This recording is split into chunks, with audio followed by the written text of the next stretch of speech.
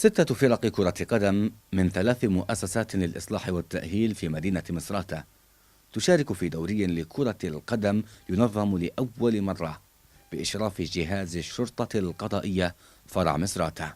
في مادة في قانون رقم 5 بالنشاطات الرياضية والدوريات العامة في جميع في السجون بالكامل، في حتى يعني نشاطات أخرى، في حرف، في أن يكون المسجون داخل السجن يطلع من داخل السجن له حرفة يخدمها قدام يعني.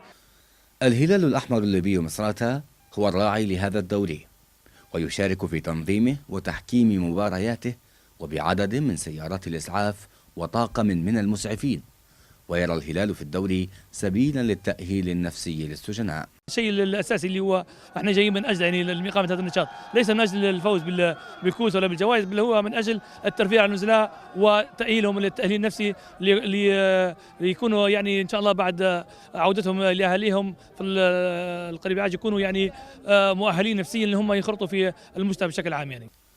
وان كان سجنا فبراح من الحريه موجود.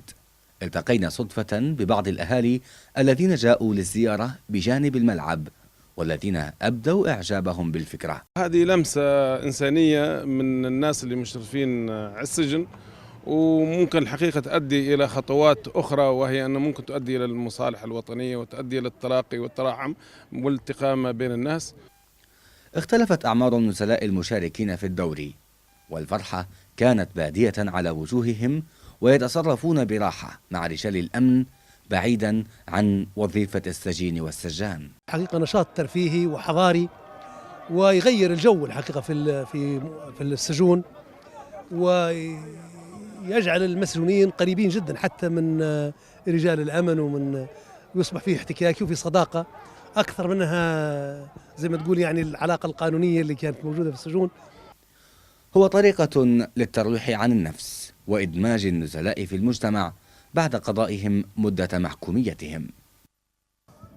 الاهتمام بالجانب النفسي للمساجين بالدرجة الأولى، إضافة إلى أنه حق قانوني، لذلك أقيم هذا الدوري هنا.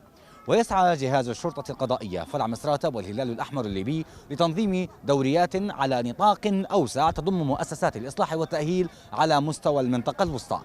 إبراهيم العبدلي، قناة ليبيا الأحرار، مصراتة.